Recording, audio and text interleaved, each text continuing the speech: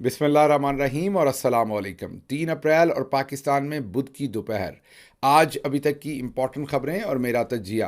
पहली खबर आपके सामने इस्लामाबाद और लाहौर से रखते हैं, जहां पर मोहसिन नकवी और बाजी मरियम नवाज एक दूसरे के आमने सामने आ गए हैं। जी हां, पहला कॉन्फ्लिक्ट होता हुआ नजर आ रहा है। खबर कुछ यूं है कि अकबर नासिर नामी एक आईजी इस्लामाबाद पुलिस में काम कर रहे थे, जिनको लगाया था शहबाज शरीफ ने और राणा सनाउल्लाह ने।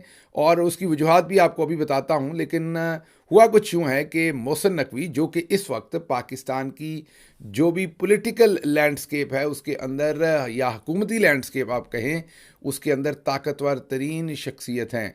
बल्कि कहा यह जाता है कि पूरे पाकिस्तान में चौधरी निज़ामुद्दीन के बाद अगर ताकतवर तरीन शख्सियत है तो वो मोहसिन नकवी है।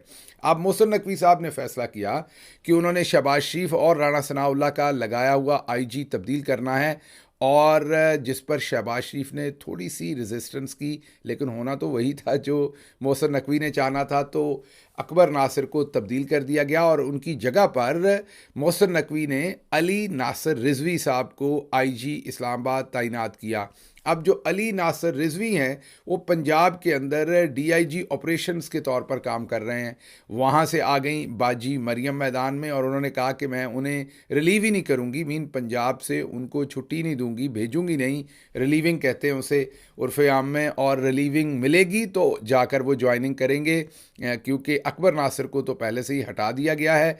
ओहदा अब इस्लामाबाद पुलिस के आईजी का खाली पड़ा है, और पंजाब हुकूमत ने, मतलब कि बाजी मरियम ने, अली नासिर रिजवी को रिलीव करने से इनकार कर दिया है। पहला टाकरा है, देखते हैं होता क्या है। आमने सामने हैं, पहली दफ़ा ये मामला हो रहा बाजी मरियम और मोहसिन नकवी, क्योंकि बाजी मरियम भी अपने आप को तगड़ा समझती हैं। सूत्रों के अनुसार हम कहेंगे इस खबर में, मीन ज़राए ये कह रहे हैं कि दोनों में खूब ठनी हुई है। लेकिन हम अभी से आपको बता देते हैं कि हमारी बाजी का मूड, नाज, अंदाज, सारी चीज़ें अपनी जगह, लेकिन होना वही है जो मोहसिन नकवी चाहेंगे।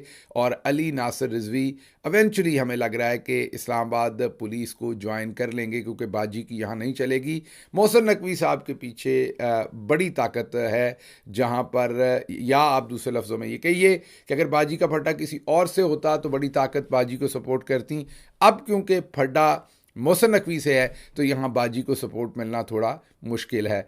अच्छा जी, इसी खबर के अंदर जो हमने आपको बताया कि अकबर नासिर, जिनको हटाया गया आईजी इस्लामाबाद से, उनको राणा सनाउल्लाह और शहबाज शरीफ ने आईजी लगाया था इस्लामाबाद के अंदर। उससे पहले वो पंजाब हुकूमत में काम कर रहे थे, और इमरान खान साहब की हुकूमत, मतलब हमारी हुकूमत में, वो सेफ सिटी प्रोजेक्ट के अंदर थे, जहां पर उन पर करप्शन के संगीन इल्ज़ामात थे। इंक्वायरी भी हुई थी और उनको गालिबन उसमें सज़ा भी हुई थी।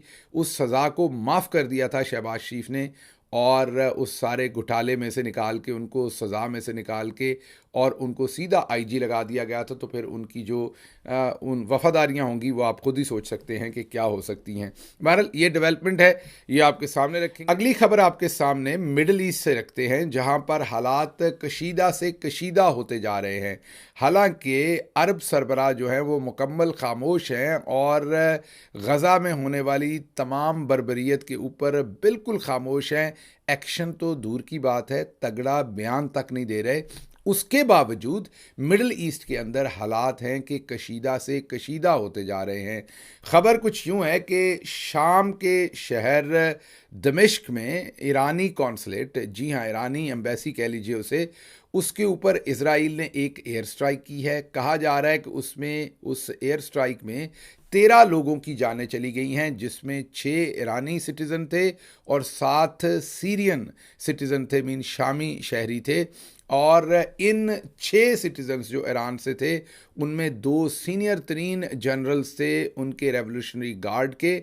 उन 2 जनरल्स की भी ज़िंदगी ख़त्म की गई है इस एयर स्ट्राइक से, जो इजराइल ने की है दमिश्क में वाक़े जो ईरानी कॉन्सुलेट है उसके ऊपर। दूसरी तरफ ईरान ने यह ऐलान किया है कि इस अटैक का जवाब दिया जाएगा और इसका बदला लिया जाएगा इजराइल से। ये जो उन्होंने उनके सीनियर तरीन जनरल्स और दूसरे शहरियों की जान ली है और कॉन्सुलेट को जो वहाँ पर तबाह किया है। तो सिचुएशन जो है वो गज़ा में तो जो चल रही थी, लेकिन अब ये जो नई डायमेंशन ऐड हुई है, पहले से एडेड थी, लेकिन उसके अंदर आप ये कह लें कि एक नई लहर आई है या नई तेज़ी आई है, जो दमिश्क के अंदर ईरानी कॉन्सुलेट के ऊपर हमला हुआ है, उससे चीज़ें बिगड़ती हुई नज़र आ रही हैं। यहाँ पर आपको ये याद रहे कि हाल ही में अक़वाम मुत्तहिदा ने यह बताया है कि तकरीबन 97% GDP का जो हिस्सा है या उसका पोर्शन है वो तबाह कर दिया गया है। गज़ा के अंदर 18 अरब डॉलर से ज़्यादा का इंफ्रास्ट्रक्चर, हॉस्पिटल, स्कूल्स और तमाम ऐसी जो बिल्डिंग्स जो अवामी सर्विस से रिलेटेड होती हैं, उनको गज़ा की पट्टी के अंदर इजराइल ने तबाह कर दिया है। और बताया ये जा रहा है अक़वाम मुत्तहिदा की तरफ से कि ये 18 अरब डॉलर का नुकसान जो है वो वहाँ पर मौजूद टोटल जो GDP है उसका 97% है, मतलब मुकम्मल तबाही कर दी गई है, कुछ बाकी नहीं बचा, ना कोई स्कूल, ना कोई अस्पताल, ना कोई और ऐसा इदारा। और अब अक़वाम मुत्तहिदा वार्न कर रहा है कि वहाँ कहत पड़ रहा है, लोगों के पास खाने को कुछ नहीं बचा और कहत से अब जाने जा सकती हैं। लेकिन अगर आप गौर से देखें तो अरब ममालिक के तमाम सरबराह जो हैं वो सत्तू पीकर सोए हुए हैं।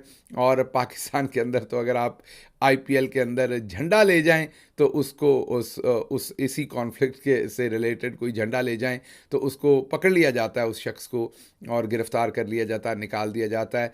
तो ये जो पूरी दुनिया खामोश है इस जुर्म के ऊपर जो इंसानियत के ख़िलाफ़ हो रहा है, इसका अगर हिसाब ना हुआ तो फिर अजाब तो होगा और पूरी दुनिया पर होगा, जब तमाम मासूमों के ख़िलाफ़ जो कुछ हो रहा है उसके ऊपर बदकिस्मती से पूरी दुनिया खामोश है। आज अगर इमरान खान जेल से बाहर होते तो यकीन कीजिए इन मासूमों के लिए एक तवाना आवाज़ होते, जो गज़ा के अंदर सब कुछ हो रहा है उसके ऊपर इमरान खान एक तवाना आवाज़ के साथ बोलते। शायद ये भी एक जुर्म है उनका जिसकी वजह से उनको जेल में डाला हुआ है। अच्छा जी, अगली खबर आपके सामने रखेंगे कि आलिया हमज़ा और सनम जावेद, उनको भेज दिया गया है अब मियाँ वाली सरगोदा। और सरगोदा मियाँ वाली इसलिए हम कहते हैं कि सरगोदा डिवीज़न है और मियाँ वाली उसका डिस्ट्रिक्ट है। तो जो एंटी टेररिज्म कोर्ट्स या एंटी टेररिज्म जो भी इंफ्रास्ट्रक्चर है वहाँ पर लीगैलिटी के हिसाब से मैं कह रहा हूँ, टेररिज्म के चार्जेस पर जो भी पर्चे दिए जाते हैं वो कोर्ट जो है वो सरगोदा में है। इसलिए जो मियाँ वाली में भी पर्चे हुए हैं उन तमाम लोगों को का जो ट्रायल या ट्राई या उनके मुकदमात जो हैं वो सरगोदा की अदालत में चलाए जाते हैं। अब आलिया हमज़ा और सनम जावेद के ऊपर मुकदमा ये बनाया कि जिस वक्त लाहौर के मुकदमों के अंदर उन्होंने अब ज़मानत ले ली है तो बताया गया कि ऐन उसी वक्त जब वो लाहौर में उन पर इल्ज़ाम हैं कि उन्होंने थाना जला दिया या ये कर दिया, ऐन उसी वक्त उन पर इल्ज़ाम है कि उन्होंने मियाँ वाली में भी यही काम किया। अब जो जज साहब थे लाहौर के अंदर राहदारी रिमांड उन्होंने दिया, उनको ये मुकदमा खारिज करना चाहिए था, ये कह कि अभी तो मेरी अदालत के अंदर आपने दूसरे मुकदमात के अंदर इनके रिमांड्स और पता नहीं क्या कुछ ले रखा है।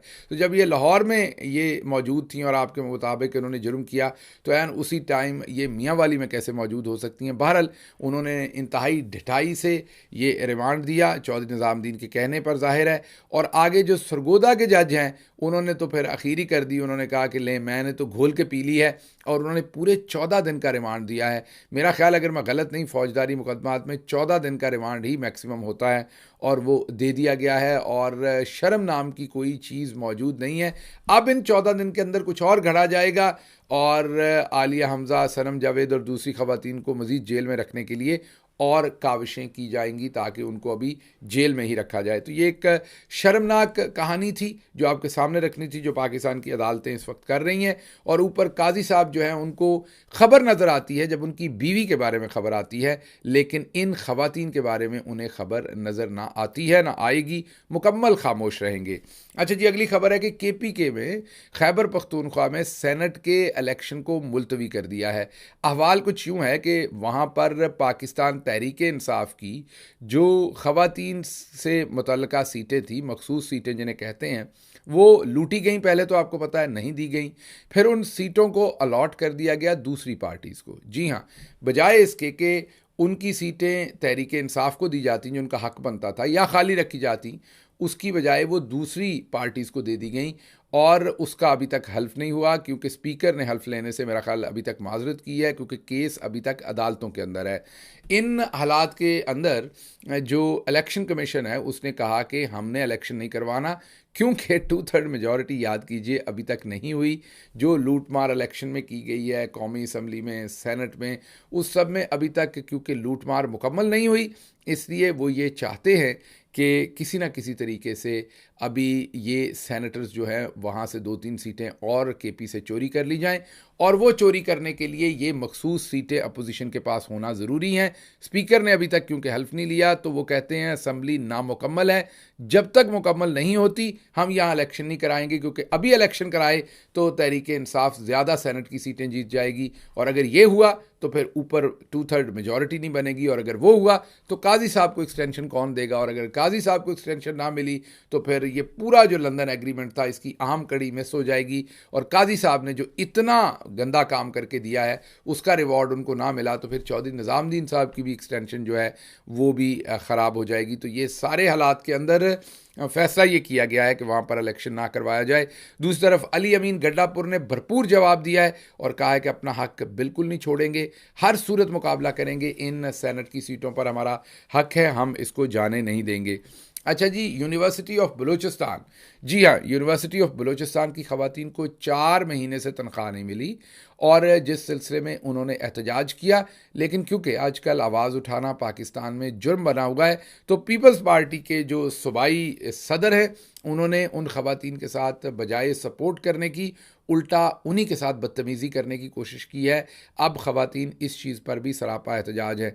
एक तो तनख्वाह नहीं देनी और उसके ऊपर कोई आवाज़ उठाए तो उससे बदतमीज़ी करनी, ये न्यू नॉर्मल बनता जा रहा है पाकिस्तान के अंदर। बहरहाल इनके ख़िलाफ़ ज़रूर कार्रवाई होनी चाहिए और देखते हैं कि क्या होगा। अच्छा जी, भाराकऊ, ये इस्लामाबाद का मुल्हका इलाका है। अगर आप इस्लामाबाद से मरी जाएं तो जो पहली बड़ी आबादी आती है वो भाराकऊ है, अब तो इस्लामाबाद के साथ जुड़ गया है। यहाँ पर एक पुल जो पाकिस्तान तहरीक इंसाफ का मंसूबा था, अली नवाज़ अवान हमारे मायानाज MNA थे, जिनको बाद में आपको पता है कि अगवा किया गया और उनसे ज़बरदस्ती बयान लिया गया। अली नवाज़ अवान ने ये मंसूबा शुरू करवाया था, उन्हीं की ये कॉन्स्टिट्यूंसी थी, और ये बहुत ही ज़्यादा ज़रूरी मंसूबा था क्योंकि वहाँ ट्रैफिक चौक होती है। तो एक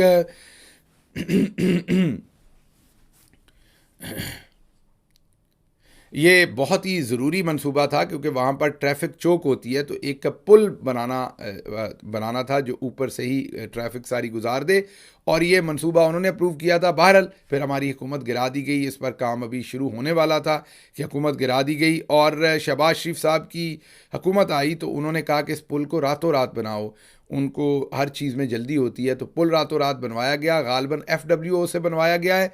अब इस पुल का एक बड़ा हिस्सा बैठ गया है, कौमी पैसा लगा है।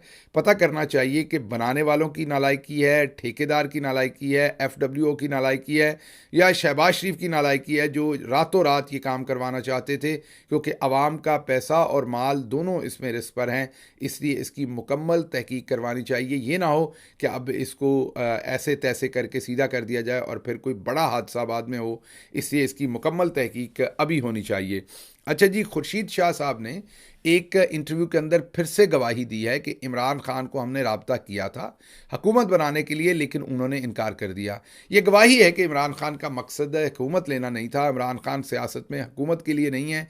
इमरान खान का पूरा जो नज़रिया है वो ये नहीं कि किसी तरह से भी हुकूमत करें, क्योंकि खुर्शीद शाह ने ये दूसरी तीसरी दफ़ा हट के बार बार जब उनसे इंटरव्यूज़ में सवाल किए जाते हैं तो ये दूसरी तीसरी मुतअद्दिद बार उनको ये कहना पड़ा है, मानना पड़ा है कि जी हाँ, हमने इमरान खान से राब्ता किया था। सोचिए, आज पीपल्स पार्टी और पाकिस्तान तहरीक इंसाफ हुकूमत में होती, आप नफ़रत कर रहे होते क्योंकि नज़रिए पे तो सौदा कर चुका होता है इमरान खान। जब पीपल्स पार्टी के साथ बैठता तो वही काम जो आज आसिफ अली जरदारी कर रहे हैं कि उन्होंने तनख्वाह तो नहीं ली, लेकिन उन्होंने नवाब शाह के अंदर रेस्ट हाउस हो या किसी और शहर में हो, उन तमाम को सदारती कैंप ऑफिस डिक्लेयर करके अरबों रुपए का वहाँ माल लगाना शुरू कर दिया। ये तमाम काम हमारी नाक के नीचे भी हो रहे होते, आप हमें भी गालियाँ दे रहे होते। हाँ, अगर नज़रिया शरीफ होता, मीन नवाज शरीफ होता जो कि हर सूरत हुकूमत में बैठना है, भले जूते पॉलिश करने पड़ें या नज़रिए पर सौदा करना पड़े, तो इमरान खान भी ये सौदा कर लेते और उनको इस टाइम ज़रूरत थी इसका सौदा करने की। अगर आप दुनियावी हिसाब से देखें, पाकिस्तान की अमूमी सियासत के हिसाब से देखें, वो ख़ुद, उनकी ज़ौजा मोहतरमा और बहुत सारे वर्कर्स जो हैं जेलों में हैं और आज़ादी मिल सकती थी और आसूदगी आ सकती थी फौरी तौर पर, लेकिन उन्होंने नज़रिए पे जाना प्रेफर किया, अपने लिए मुश्किल रास्ता चुना,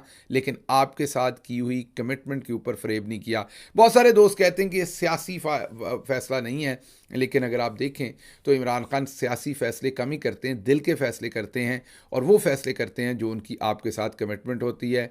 इसी वजह से तो आज वो जेल में है, वरना वो ना होते। अच्छा जी, अज़ खुद नोटिस लिया था अपना चीफ जस्टिस साहब ने 6 जजेस के ख़त के ऊपर, और अब गरीदा फ़ारूकी, जी हाँ, मासी मुखो उर्फ गरीदा फ़ारूकी, उल्टा कह दिया हमने, उन्होंने ट्वीट किया है कि क्या चीफ जस्टिस ने सो मोटो एक्शन लेने से पहले वज़ीर आज़म से पूछना था। चेक करें ज़रा मासी का, आंटी गरीदा को चेक करें ज़रा, इनकी जर्नलिज्म कहाँ आ गई। वो कहती हैं कि जो चीफ जस्टिस का सो मोटो का इख्तियार है, अब वो भी वज़ीर आज़म से पूछ के। अब ये भी वज़ीर आज़म साहब जब वज़ीर आला होते थे तो कैमरा पकड़ के उनके आगे आगे भागती थी। अब कोई पता नहीं अगले ट्वीट में ये पूछ लिया करें कि क्योंकि मैं कैमरा पकड़ के आगे आगे भागती थी। मुझे वज़ीर आज़म साहब की सोच का बहुत अच्छी तरह से पता है, तो चीफ जस्टिस जो है वो डायरेक्टली मेरे से ही पूछ लिया करें। एक दफ़ा बाजी मरियम नवाज़ ने इनकी दुर्गत बनाई थी ट्विटर पर, अब समझ आ रहा है कि क्यों बनाई थी, क्योंकि काम ज़्यादा ही ख़राब हो गया। अच्छा जी, चोर और चौकीदार और अदलिया, राणा सनाउल्लाह ने नया बयान दागा है। उन्होंने कहा है चोरी नहीं हो सकती जब तक चोर और चौकीदार ना मिलें। गवाहियाँ ये खुद देना शुरू हो गए हैं कि 8 फरवरी का इलेक्शन है वो कैसे चोरी किया गया, चोर और चौकीदार मिले हैं। ये हम नहीं, राणा सनाउल्लाह खुद कह रहे हैं। अब चोर खुद से बोलना शुरू हो गए हैं कि चौकीदार के साथ मिलके ये कार्रवाई पड़ी है, उसके अलावा कुछ नहीं हुआ। अच्छा जी, एक्स की बंदिश, एक्स को बंद कर दिया गया है।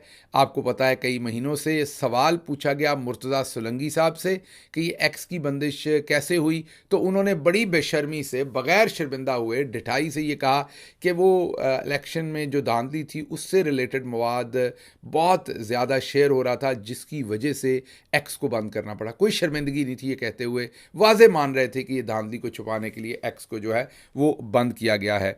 अच्छा जी, अगली खबर आपके सामने हम ये रखेंगे कि जो इस्लामाबाद, जो लाहौर और कराची के दरमियान मोटरवे है, उसके ऊपर कच्चे के डाकुओं ने कब्ज़ा कर लिया है। जी हाँ, ये खबर ज़रा डिटेल में रखने वाली है, क्योंकि मोटरवे आपको पता है कि सबसे महफूज तरीन ज़रिया या एक सड़क समझी जाती है ट्रांसपोर्ट करने के लिए। अब कराची का जो पाकिस्तान के दूसरे हिस्सों से राब्ता है, उसके ऊपर कच्चे के डाकुओं का कब्ज़ा है। हमारे पास 5वीं बड़ी फ़ौज है, हमारे पास न्यूक्लियर पावर है, हमारे पास पता नहीं क्या क्या बेस्ट है दुनिया के अंदर, लेकिन कच्चे के डाकू हैं कि वो काबू नहीं आ रहे। इसके ऊपर हमने आज का पंजाबी वीलॉग किया है ताकि आपको तफसील से बता सकें, गांव के लोगों को तफसील से बता सकें कि इसकी रेमिफिकेशंस, मतलब कि इसके असरात क्या होने वाले हैं पाकिस्तान की ओवरऑल जो सिचुएशन है, कारोबारी हो या समाजी हो, इसके ऊपर तफसीली बात की है। यहाँ से मुझे इजाज़त दीजिए। अल्लाह आपका हामी और नासिर हो। पाकिस्तान जिंदाबाद।